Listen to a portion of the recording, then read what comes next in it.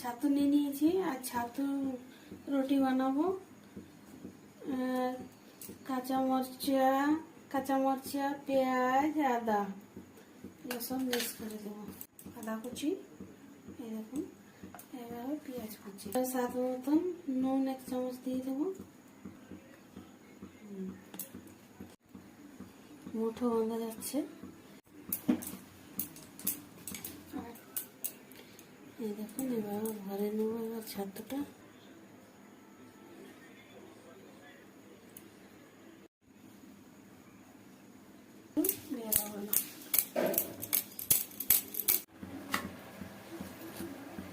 টিপিট করে সেঁকে নেব।